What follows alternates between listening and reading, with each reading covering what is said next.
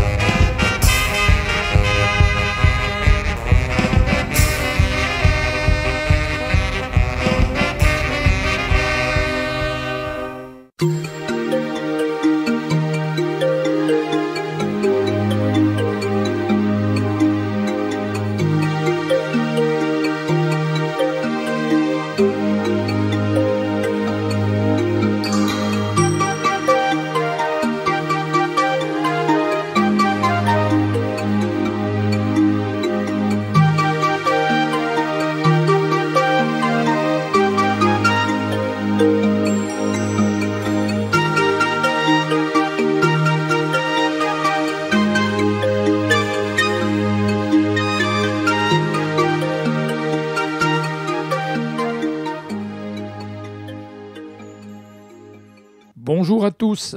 Pour cette 130e de Zygospi, les jeunes hospitalisés reçoivent Alban Tessier, professeur, malvoyant, que nous avions reçu ici même au CHU de Nantes il y a 1 an pour présenter son projet, traverser en autonomie complète pendant 7 jours le Salar d'Uyuni en Bolivie. Ce pari un peu fou a été tenu en juillet dernier. Alban Tessier revient sur cette aventure en compagnie de Pascal Dubosc de l'association À Perte de Vue qui a soutenu cette courageuse initiative. Bonjour à tous. Alors, je vais rappeler aujourd'hui, nous avons parmi nous comme invité Alban Tessier. Alors, Alban est malvoyant, il est enseignant, il va nous expliquer tout à l'heure quel est son métier ici à côté de Nantes. Nous l'avions reçu l'année dernière au mois d'octobre pour parler d'un projet qui lui tenait à cœur, c'était de traverser un désert de sel en Bolivie. La Bolivie, oui, on va la situer ici. En Amérique du Sud. Et son envie, c'était justement de traverser le Salar d'Uyuni, expérience qu'il a menée à bien au mois de juillet dernier. Donc on va revenir avec lui sur cette belle aventure et voir comment ça s'est déroulé.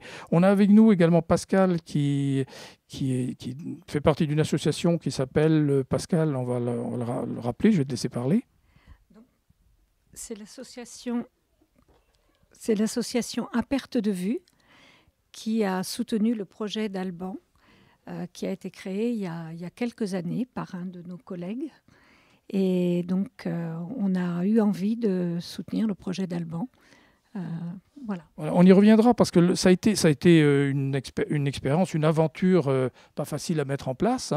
Et on va laisser tout de suite la parole à Alban. Je lui demandais juste de nous expliquer le problème de vue qu'il a, parce que ça donne beaucoup plus de valeur à l'aventure qu'il a menée au mois de juillet et ce qu'il fait ici à Nantes. Bonjour à tous. Oui, donc en fait, je suis atteint d'une maladie dégénérative de la rétine qui s'appelle une rétinite pigmentaire. Et donc, en fait, je perds la vue petit à petit, donc depuis que j'ai l'âge à peu près de 16 ans. Donc, mon champ visuel se rétrécit, l'acuité visuelle baisse aussi. Avec le temps aussi, je perds la vision des couleurs, des contrastes. Donc, ça évolue dans le temps. En fait, jusqu'à maintenant, là, j'ai à peu près entre un 20e et un 50e de vision centrale. Et ce que je le vois comme dans un trou de serrure, en fait, comme dans un petit tube. Voilà. Donc une vision comme assez limitée. Tout à fait, oui, assez limitée. Alors, on rappelle, je vais te laisser expliquer quel était ton souhait, c'était de ne pas faire n'importe quoi et c'était de partir justement traverser ce désert de sel en Bolivie. Oui, en fait, ne pas faire n'importe quoi, effectivement, c'est une aventure qui se prépare. Donc, il y a eu tout un temps de préparation qui a duré à peu près 3 ans, où il a fallu apprendre à connaître le lieu au niveau géologique, au niveau de la météo, au niveau de sa situation géographique, et puis après du matériel dont j'allais avoir besoin pour me déplacer, entre autres, mais aussi pour gérer les différents climats que j'allais aborder. Donc l'aventure d'Alban, c'était sur une semaine, hein, et puis tu nous indiques que tu as été quand même une semaine en avance là-bas et puis ensuite une semaine ensuite. C'est ça, en tout, j'ai passé 3 semaines en Bolivie. Une première semaine qui était ce qu'on appelle dite d'acclimatation, qui est là pour s'habituer à l'altitude, parce qu'on était à 3800 mètres à peu près en moyenne. Donc on a des soucis de respiration, on perd un peu l'appétit, on peut avoir un peu de mal à la tête, un peu des vomissements aussi. Enfin, bon, moi, je n'ai pas eu ces problématiques-là, mais en tout cas, il y avait nécessité de s'habituer à ça. Et puis une semaine dite de récupération après l'aventure, parce que bon, ça sollicite quand même pas mal l'organisme, et de repartir aussitôt en transit vers la France, où il y a quand même une vingtaine d'heures à passer dans les avions ou dans les aéroports. C'est quand même, voilà, il fallait prendre le temps de se récupérer un petit peu et puis de pouvoir échanger aussi sur place sur l'aventure, parce que nous, on y va en tant que riches Européens, mais c'est quand même pas mal de rendre l'appareil un petit peu, notamment aux associations de déficients visuels sur place, et de pouvoir démontrer aussi l'intérêt de l'aventure. Pascal a parlé de l'association à perte de vue, mais l'idée, c'était quand même de sensibiliser au handicap visuel, autant aussi en faire profiter les Boliviens qui n'ont pas les mêmes moyens que nous quand même. Alors avant de vous demander si vous avez des questions à poser justement à Alban, c'est juste une question, pourquoi avoir choisi peut-être d'aller là-bas et non pas au Sahara ou ailleurs? Oui, alors le projet initial, Pascal parlait de notre collègue, en fait, qui lui avait prévu de faire le désert tunisien dans les mêmes conditions que moi, c'est-à-dire en traversée en autonomie. Moi, j'ai choisi la Bolivie un peu par hasard, c'est-à-dire j'ai eu une amie, j'ai rencontré il y a une quinzaine d'années par mon travail une Bolivienne avec qui, c'est vrai, on a sympathisé sur le temps, et donc elle m'avait montré ce lieu-là, parce qu'elle travaillait dans le tourisme, m'avait montré ce lieu-là à ce moment-là, et donc c'était resté dans un coin de ma tête, et quand l'idée est venue de reprendre le projet de Michel, plutôt que de le faire en Tunisie, je me suis dit, bon, on est tous singuliers, il faut tous apporter un peu sa patte à l'aventure, et donc du coup je me suis dit, tiens, c'est un lieu moi qui m'intéresse beaucoup, et l'idée première, c'était de voir si c'était réalisable. Et puis, en fait, avec le temps, on s'est rendu compte que c'était possible. Donc, voilà. Qui veut poser une question? Allez, Noah, la première. Comment avez-vous fait pour vous repérer? Oui, ça, c'est la question, la première question à poser. On rappelle, Alban est malvoyant, tout seul. Il va partir pour une semaine à traverser cette région désertique, mais on verra qu'il y a pas mal de monde. Alors, comment on fait quand on ne voit pas très bien pour se guider? Alors, par exemple, déjà, ici, en France, quand je me déplace avec une canne blanche, mais ça nécessite une prise de repère à l'avance. Et donc, je connais un peu les lieux et j'utilise cette canne pour éviter les obstacles. Ça, c'est mon déplacement ici. Par contre, là-bas, en fait, c'est le désert. Je ne sais pas si certains d'entre vous ont vu des images, mais c'est un lieu qui est tout plat. Il est immense et il n'y a aucun repère. Tout est pareil. Et donc là, il n'y avait qu'un seul moyen, c'était de me déplacer avec un GPS. Et le problème, c'était d'avoir un GPS qui soit accessible à mes problèmes de vue. Donc là, j'avais un GPS vocalisé, en fait, qui m'indiquait dans les oreilles si je devais aller à droite ou à gauche, tout simplement. Une autre question. Alors, Blandine. Seriez-vous prêt à le refaire ou pas? Est-ce que vous voudriez le refaire? Oui, enfin revivre ce genre d'aventure, oui, parce que c'est une bonne expérience. Après, le refaire là maintenant, non, parce que c'était beaucoup de temps, en tout cas d'investissement personnel. 3 ans, c'est beaucoup. J'ai passé beaucoup de temps au fil de ces 3 ans à préparer ça, et donc du coup, c'est vrai que j'étais un peu moins présent auprès de ma famille, ma femme et mes filles. Et du coup, c'est un peu égoïste de repartir encore sur quelque chose comme ça. Oui, Noah. Pourquoi s'est-il lancé dans ce projet? Oui, alors un défi, Alban. Oui, alors pourquoi je me suis lancé là-dedans? Ce qu'on disait, en fait, c'est porté par une association qui s'appelle À perte de vue, dont Pascal est la secrétaire. Et donc, cette association, en fait, elle a pour mission de sensibiliser au handicap visuel. Alors, je ne sais pas si tu sais ce que ça veut dire, mais ça veut dire en gros de dire, d'apprendre aux différentes personnes, par exemple comme toi, dire qu'est-ce que c'est que le problème visuel, qu'est-ce qu'on a comme difficulté et qu'est-ce qu'on peut faire. Donc on pourrait dire, si je ne vois pas, par exemple, ce n'est pas possible de traverser le désert. On pourrait penser comme ça d'abord. Et en fait, là, l'objectif, c'était de démontrer qu'avec des outils techniques, comme un GPS spécifiquement fait pour les déficients visuels, on peut faire ce genre de choses. Alors, on va peut-être lui demander, on va revenir, Noah, ensuite, mais je voudrais on rappelle que la traversée, c'est un désert de sel, donc c'est tout blanc, c'est du sel sur le sol. Je voudrais qu'on se mette tout de suite qu'on t'accompagne dans ce voyage. Donc, on ne parle pas de la semaine qui a précédé pour t'acclimater au climat et à l'altitude. Raconte-nous ton départ, tu es harnaché, tu as quoi, justement, pour partir ? Alors, en termes de matériel, j'avais ce qu'on appelle un chariot de trek. Donc, c'est une petite charrette en fait, qui est accrochée avec un harnais qu'on a sur nous par deux mousquetons. Et donc, sur ce chariot, déjà, j'avais toute l'eau qui était nécessaire pour les 7 jours, donc 21 litres d'eau. Ensuite, j'avais la nourriture. Donc, c'est des sachets lyophilisés. C'est de la nourriture en poudre. Après, j'avais ma tente. Le mont réchaud, tout le nécessaire de bivouac. Et puis j'avais un gros sac à dos dans lequel j'avais mes différentes tenues parce que le temps est très changeant. Donc j'avais différents pantalons, différentes vestes, différents t-shirts, différentes chaussettes. Et puis après j'avais tout le matériel électronique, donc les batteries, les GPS, les smartphones, les panneaux solaires qui étaient sur le chariot pour alimenter tous les outils électroniques. Voilà, en gros, tout ce que j'avais comme matériel. Alors, oui, Pascal. Non, je rajoute qu'il avait surtout près de 30 litres d'eau qu'il fallait qu'il trimballe. C'était très lourd.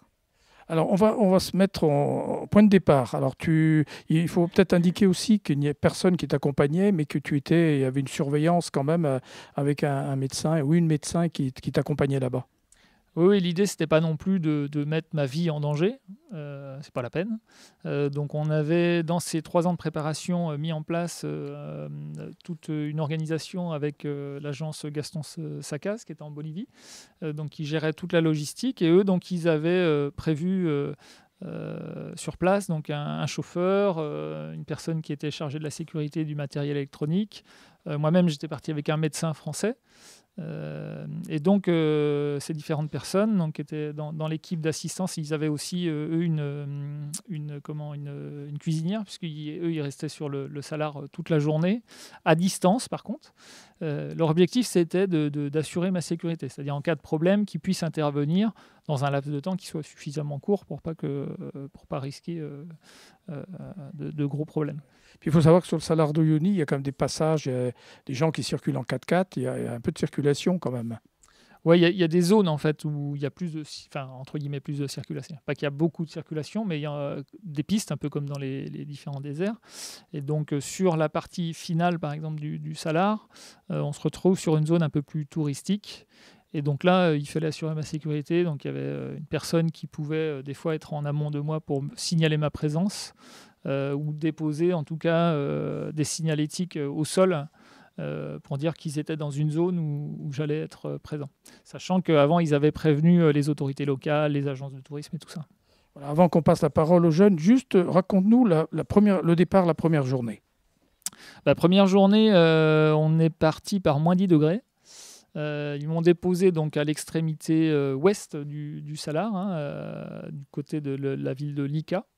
Donc là déjà c'est l'aboutissement de 3 ans de préparation, donc c'est vrai que j'étais un peu excité puis à la fois un peu inquiet, et puis en fait on prépare les choses, on s'harnache, on part et puis là ça y est, c'est parti quoi. Le temps était clément au départ ? Oui tout à fait, ouais. Hormis la température qui était basse, il faisait plutôt beau quoi. Après, départ un matin, oui.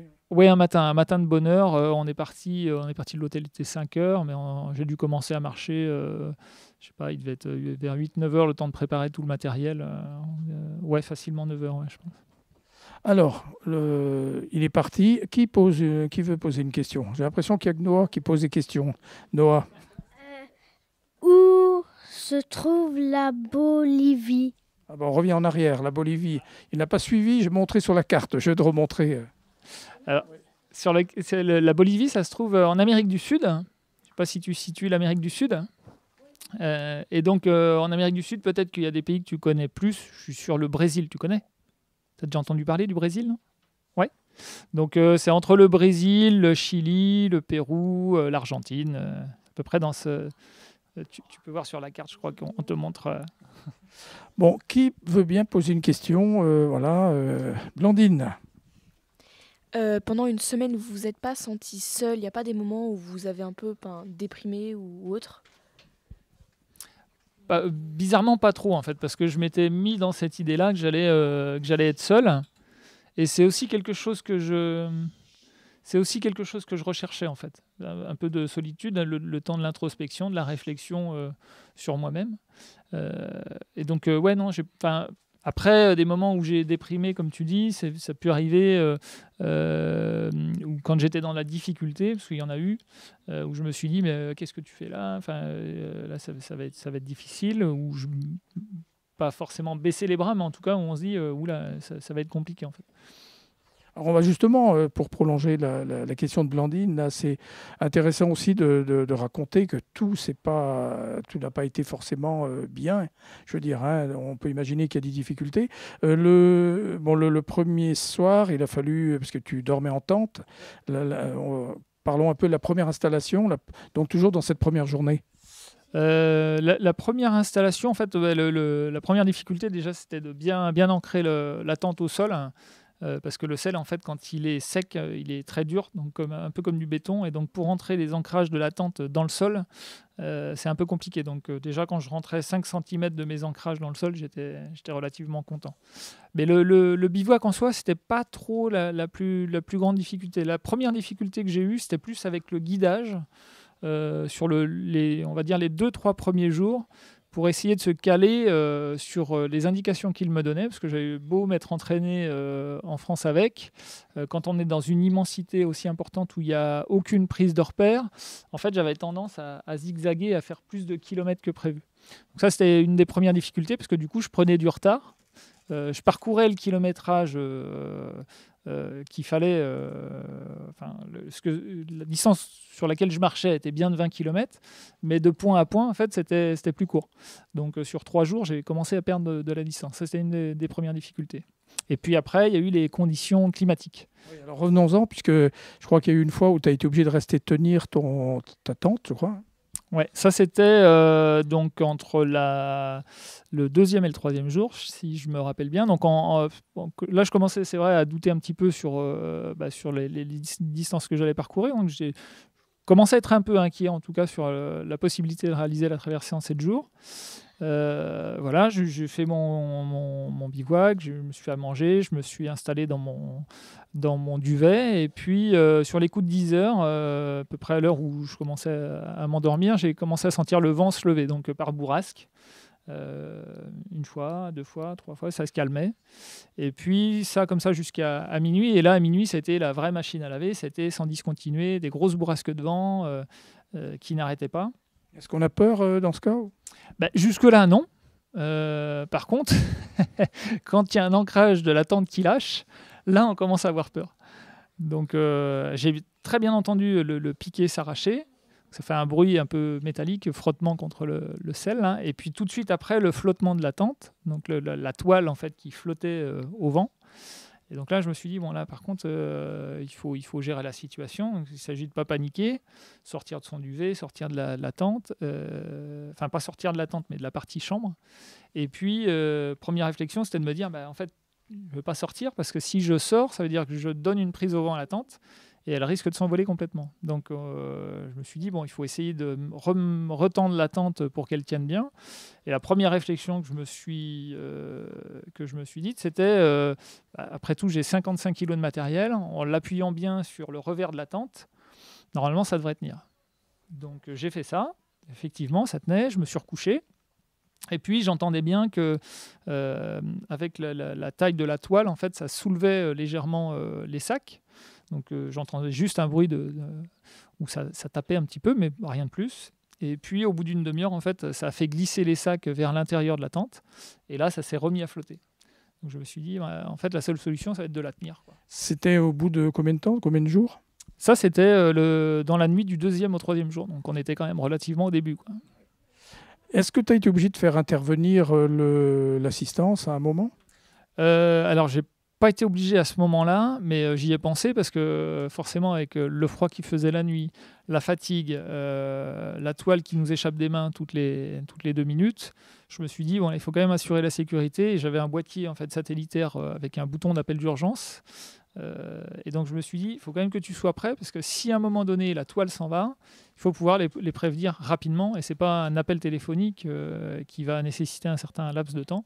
Il faut pouvoir être prêt. Donc, sur ces boutons, il y a une sorte de protection. Donc, je l'avais enlevé et je l'avais dans la main. Donc, j'ai tenu comme ça jusqu'à 4 heures du matin avec le bouton dans la main en me disant, si jamais elle part, au moins, je le déclenche. Des questions? Oui. Alors, Gabin. Est-ce que vous étiez vraiment tout seul ou vous appelez avec votre téléphone? Oui, alors est-ce que tu as communiqué par moment quand même? Alors effectivement, par exemple, sur le matin suite à cette nuit-là, là, l'équipe m'a rejoint, notamment parce que déjà, eux, ils voyaient ma position GPS sur une carte. Donc, ils savaient où j'étais. Et en fait, quand ils ont regardé dans la nuit ma position, ça faisait un dessin qui partait dans tous les sens, tout autour de la tente. Donc, ils étaient très inquiets, en fait, en se disant que certainement, j'avais dû sortir de la tente dans la nuit ou peut-être que je ne sais pas ce qui s'était passé et que je ne devais pas retrouver ma tente. Et donc là, forcément, ils m'ont rejoint complètement le matin pour s'assurer que j'étais bien en place. Et puis, en plus, on avait prévu de faire une émission avec France Inter en direct dans la matinée. Donc, on s'était dit qu'on se rejoignait de toute façon à un instant T, puisque l'émission était programmée à l'avance. Qui veut poser une question?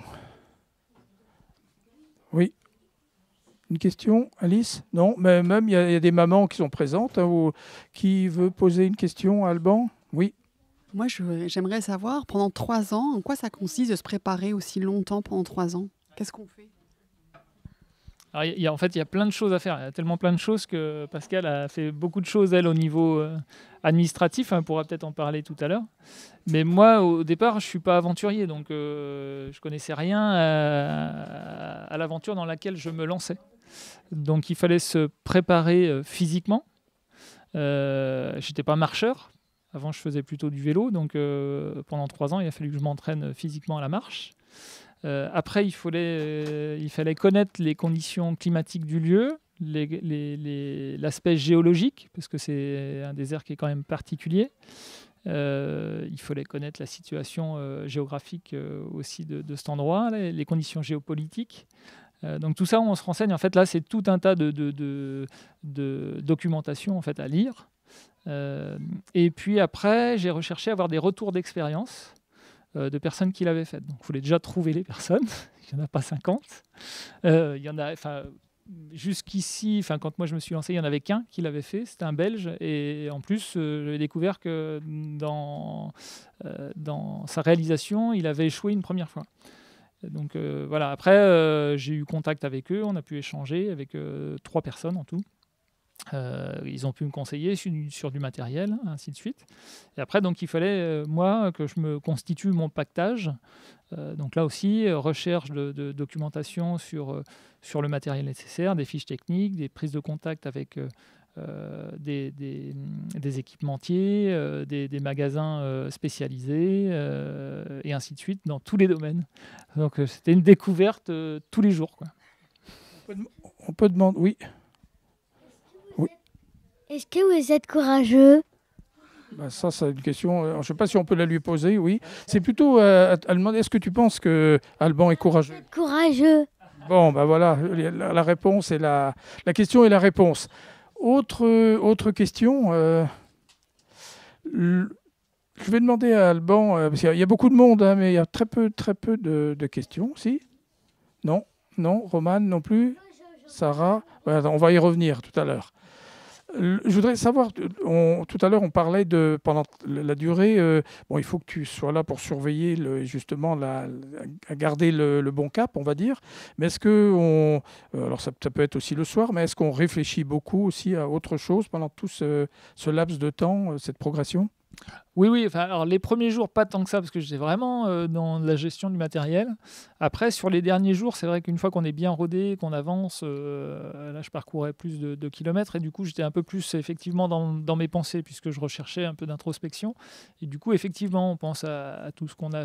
Enfin, j'ai beaucoup pensé aux personnes, aux différentes personnes que j'avais rencontrées. J'avais plein de phrases qui me venaient en tête de gens qui m'avaient parlé avant. Et puis aussi, je repensais à des personnes qui étaient importantes pour moi et qui ont fait que cette aventure est arrivée, en fait, par le biais de Michel notamment, mais aussi d'autres personnes qui ont été importantes. Et là, on se dit, ah bah oui, tiens, dans ma vie, en fait, j'ai rencontré telle personne et il a eu un impact important sur mon comportement par la suite. Donc, ouais, effectivement, beaucoup. Ouais.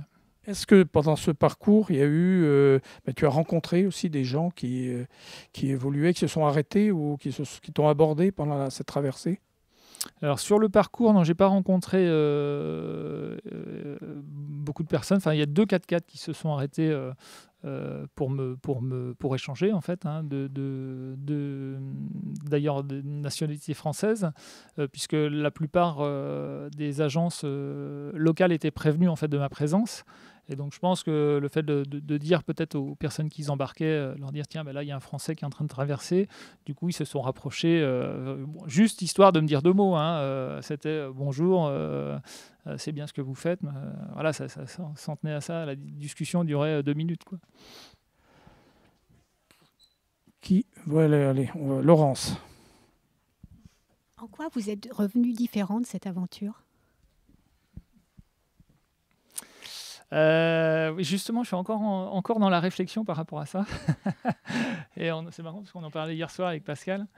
Et autant on m'avait dit avant, tu vas voir, ça va te changer. Je disais non, ça ne me changera pas. Je reviendrai pareil. Et puis en fait, ça a mis du temps, mais c'est maintenant que je commence à me poser des questions surtout sur la vie qu'on mène aujourd'hui. Et puis la Bolivie, c'est un pays qui est très pauvre. Ils ne vivent pas du tout dans les mêmes conditions que nous. Déjà, ça m'a beaucoup interpellé, même si je le savais déjà, mais en fait, le fait d'y être confronté, de rencontrer les gens, justement, on se dit, bah, disons, je ne sais pas si on vit la vie qu'on devrait vivre. Enfin, je sais pas, on est dans un monde où on court tout le temps, où on accorde de l'importance à des choses qu'on n'a pas. Plein de choses qui se mêlent en tout cas, mais je pense que je suis qu'au début de ma réflexion sur la vie en ville notamment, sur notre rapport à la nature, sur plein de choses, même si j'avais déjà quelques questionnements par rapport à ça, mais là je crois que ça les a bien amplifiés. Il y a eu, faut le dire, autant ça a été difficile dans la préparation, tu l'as légèrement abordé, mais ça a été compliqué jusqu'au presque 3-4 jours avant, n'est-ce pas Pascal?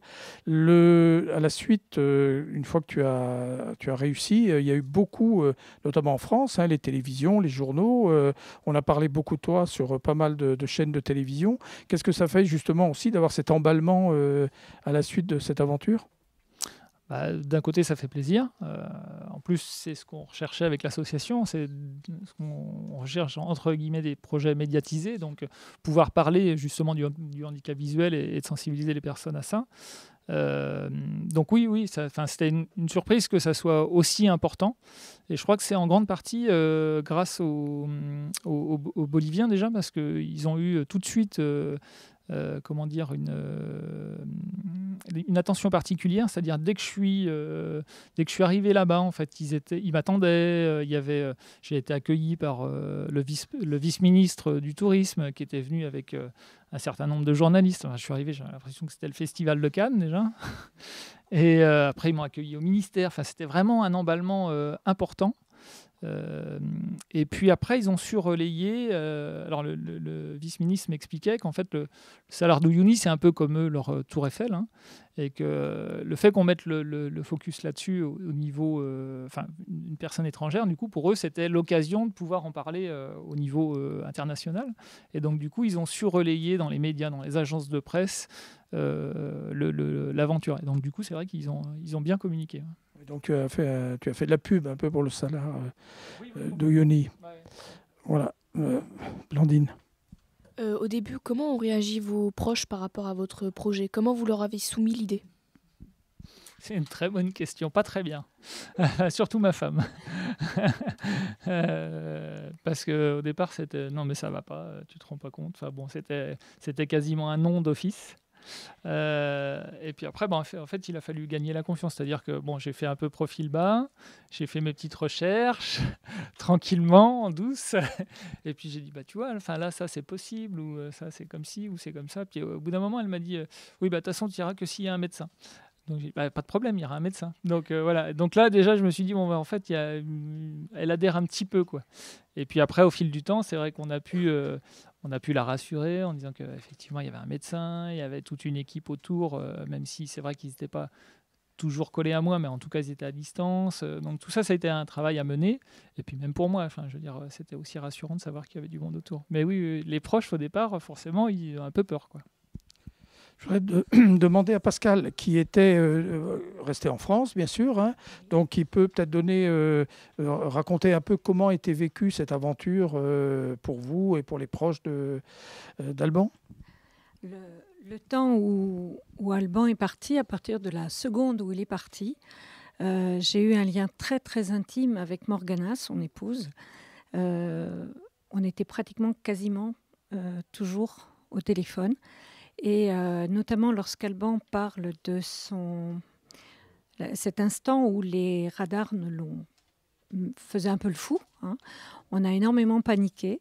Par contre, là, c'est là où on se rend compte que les réseaux sociaux, dont WhatsApp, sont très importants parce qu'on était constamment en lien aussi avec l'équipe sur place qui nous ont relayés, qui nous ont rassurés.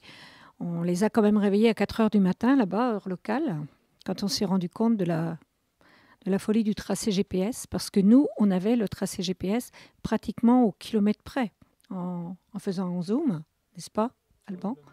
Plus précis que ça.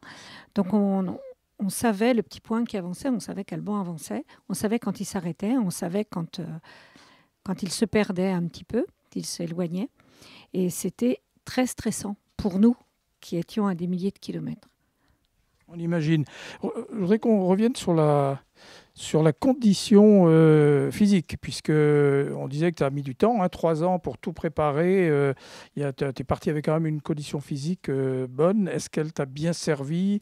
Il n'y a pas eu de pépin physique. Parlons-en quand même un peu. Non, il n'y a pas eu de pépin physique. Après, c'est vrai qu'il y avait entre guillemets, une bonne préparation, parce que moi, je suis pas aventurier à la base, mais je suis quand même, j'ai toujours été sportif, pas de haut niveau, mais en tout cas, j'ai toujours fait du vélo. Et quand j'ai décidé de partir sur ce projet-là, en fait, je me suis mis à la marche, donc au début des 3 ans. Et sur la dernière année, je me suis rapproché du Racing Club Nantais, qui a été très important dans ma préparation. J'avais un coach attitré qui m'a vraiment amené jusqu'à la fin de la préparation, et j'entendais encore résonner dans ma tête ces paroles quand j'étais sur le Salar. Donc c'était important. Il n'y a pas eu de chute, rien ? Non, pas de chute. Alors c'est vrai que c'était un des risques majeurs, parce qu'entre les 4x4 qui était un des risques importants, l'autre danger c'était effectivement la chute dans les fameux Horos del Salar, qui sont donc des trous sur la croûte de sel, qui sont plus ou moins importants, mais certains c'est vrai qu'on peut y tomber intégralement. Et en plus, non seulement ils sont remplis d'eau, mais les parois sont recouvertes de cristaux de sel qui sont très tranchants. Donc le risque, c'est en tombant dedans, même si on n'est pas happé, en tout cas, on peut s'arracher une jambe, bien s'amocher, mais je n'ai pas eu ce problème, heureusement. Tout le monde ? Oui, qui c'est Alice a une petite question, Alice. Alors, Alice aimerait savoir ce qu'on mange dans le désert pendant 8 jours et comment on fait pour manger. C'est bien parce que j'allais poser la question justement sur la nourriture. Alors tu vas être Alice, tu vas tout savoir sur le menu et comment on fait sa cuisine dans le Salar.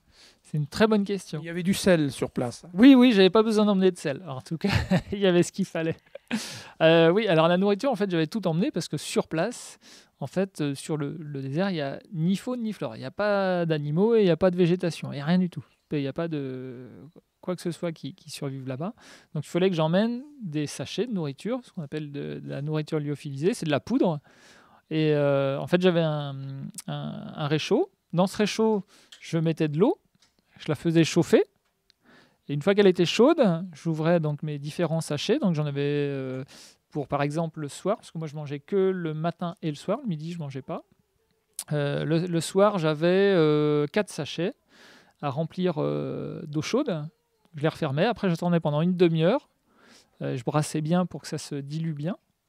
Et donc, je mangeais. Alors, le soir, je mangeais une soupe. Après, différents types de plats. Alors, ça pouvait être du bœuf bourguignon, enfin, ce qui ressemblait à du bœuf bourguignon. ou autre. Mais en tout cas, ça a beaucoup le goût de bouillon de poule. Je sais pas si... Voilà, j'ai l'impression qu'ils avaient tous le même goût, en fait. Mais bon. Donc, au départ, c'est pas facile de s'alimenter. C'est bien que tu poses la question parce qu'on a beau avoir tout ce qu'il faut. Le premier soir, j'ai pas mangé le quart de ma ration. Et le problème, c'est que quand on s'alimente pas suffisamment, ça pose 2 problèmes. Premier problème, c'est que pour résister à la nuit, comme il fait très froid, il faut avoir beaucoup de calories. Donc, j'engurgitais 3500 calories dans ma journée. Et là, en fait, déjà, j'avais pas suffisamment. Et en plus, le lendemain, quand j'ai commencé ma marche, même si j'avais mangé le matin, comme j'étais un peu sous-alimenté, j'ai fait un premier malaise. Enfin, malaise gentil, hein, mais c'est vrai que là, l'équipe était à proximité. En tout cas, ils m'avaient en visu. Et quand ils m'ont vu poser le genou par terre en vacillant, c'est vrai qu'ils sont intervenus tout de suite. Là. Mais voilà, ce qu'on mange dans le désert. Voilà, c'était bien Alice pour manger. Bon, c'était quand même pas fameux tout ça, hein, a priori. Hein, bon, voilà. Et le matériel maintenant. Bon. Alors le matériel, déjà des bonnes chaussures, donc des chaussures de randonnée qui sont à peu près étanches, ce qu'on appelle en Gore-Tex, parce que normalement, même si ça devait être sec, là j'ai eu beaucoup d'humidité. La période a été un peu particulière pour la saison, c'était très humide. Après, dans les vêtements, c'est essentiellement des vêtements plutôt typés montagne, donc pour aller en haute altitude. Donc une grosse doudoune, des polaires, différents types de t-shirts avec des textures différentes, différents types de chaussettes. Ça, c'est pour les vêtements. Bonnet, forcément, casquette et tout ça. En lunettes aussi, des lunettes bien spécifiques, parce que même si je vois plus grand-chose, il fallait quand même que je conserve le reste de ma vision. Et donc du coup, là, j'avais des lunettes, d'ailleurs je les ai là, c'est lunettes de haute qualité, en fait, qui ont une protection 4, qu'on n'utilise pas normalement en France au quotidien. Et puis après, en plus, j'avais encore par-dessus un masque de ski. Donc en fait, j'avais 2 protections solaires, les unes sur les autres. Donc tu n'as jamais eu froid ou pas de difficulté majeure? Non, même quand il faisait moins 10, hormis quand j'enlevais mes gants, mais autrement, j'avais pas froid. Hein. J'ai vraiment un matériel, là, moi je remercie beaucoup le fournisseur, Approche Outdoor, qui a vraiment été de très très bons conseils, et le matériel que j'avais, j'ai eu aucun souci avec. Enfin, le matériel hors matériel électronique. Je précise. Tout à l'heure, Alice posait une question là, par l'intermédiaire de sa maman là, sur la nourriture, mais tu avais suffisamment d'eau pour tenir pendant ces jours-là? Juste ce qu'il fallait, ouais. J'avais bien calibré 3 litres par jour, donc 21 litres sur la semaine en fait. Et j'ai intégralement bu ce que j'avais, et j'en ai pas manqué, et je me suis pas rationné non plus, quoi. Il nous reste quelques minutes. Oui. Allez, on va partir. Tamia, c'est ça? Comment vous avez fait pour vous laver? Voilà. Est-ce qu'on a le temps de se laver? Oui. C'est une toilette de chat un peu.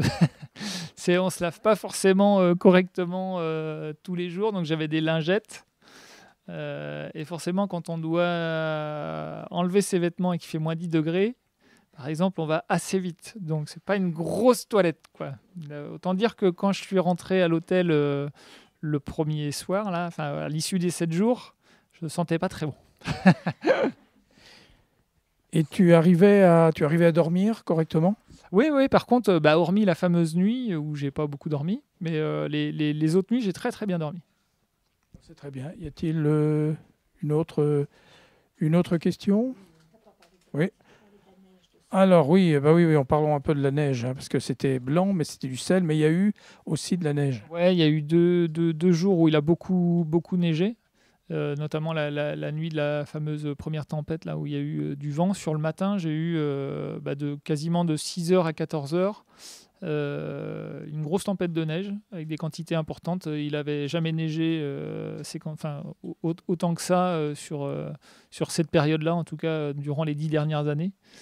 Et donc il y a eu des quantités importantes, ce qui fait que aussi ça a posé problème à l'équipe quand ils ont dû me rejoindre, justement quand il y avait ce problème de GPS là, puisque en fait ils n'avaient aucune visibilité, ils sont arrivés sur moi, ils m'ont vu au dernier moment en fait. On a parlé du premier jour, on termine par le dernier. Le dernier jour, c'est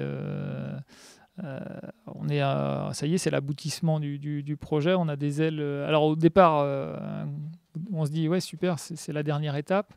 Et puis en fait assez vite, on a la fatigue qui se ressent. Donc en fait, on a un premier coup de mou. Et puis quand on voit les derniers kilomètres arriver, quand on sait que c'est vraiment la fin, voilà, je courais quasiment pour arriver sur Playa Blanca, où là il y avait, c'était le retour à entre guillemets la civilisation, quoi. J'ai vu la première intervention télévisée, je pense. T'étais très ému. Oui, oui, forcément, parce que tout se mélange. Donc, déjà de retrouver les gens qui m'avaient soutenu durant l'aventure. C'est vrai qu'on a passé une semaine où on était en contact quand même téléphonique, où on a eu aussi des temps où on s'est retrouvés physiquement, puisqu'il y a eu 2 rapatriements. On n'en a pas parlé, mais il y a eu deux grosses tempêtes annoncées en alerte orange, où là, on n'a pas eu d'autre choix que de sortir du Salat, notamment pour leur sécurité à eux. Effectivement, là, on s'est retrouvés. Donc, il y avait ça se mêlait entre cette aventure qu'on avait vécue ensemble, tout ce temps de préparation, l'aboutissement de ce projet qui arrivait au bout, où à un moment donné, il y a eu quelques doutes. Et puis, toutes les réflexions que j'avais eues aussi, où forcément, j'avais pensé à différentes personnes. Et c'était un grand moment d'émotion. Alors, ça va être la dernière question pour vous deux. Alors, qu'est-ce que tu retires ? On l'a un peu abordé tout à l'heure, mais qu'est-ce que tu retires de cette aventure ?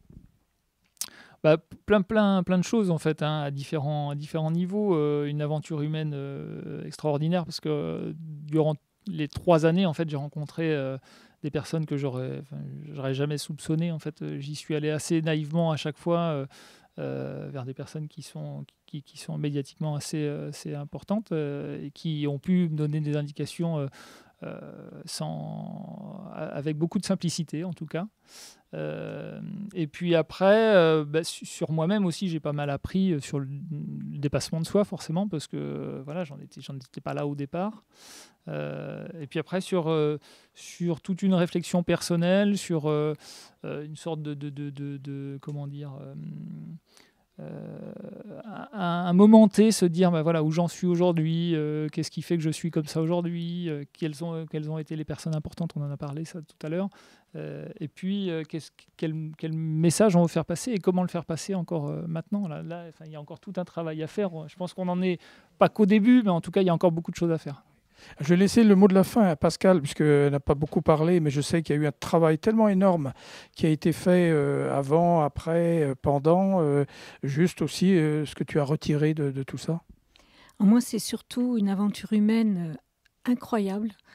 Je n'aurais jamais pensé que grâce à l'exploit d'Alban, ma vie, mon ressenti sur la vie et tout ce que disait Alban justement sur le monde d'aujourd'hui, pouvait être vraiment... c'est une grande claque qu'on reçoit. Et je suis très, très fière, immensément fière qu'Alban m'ait choisi. Voilà, on sent toute l'émotion de cette aventure. On vous remercie tous les deux et puis on se dit à très bientôt parce que je sais qu'on se reverra. Merci beaucoup. Merci à tous, à bientôt. Kumbara kwe mana, urulime.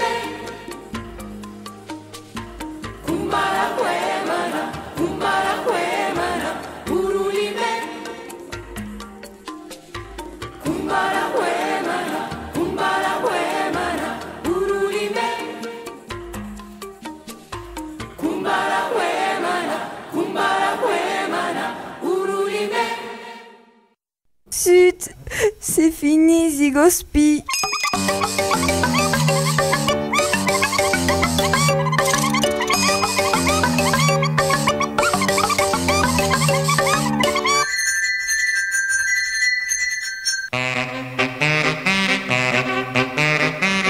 Zygospi, c'est l'émission des enfants de l'hôpital de Nantes. Zygospi.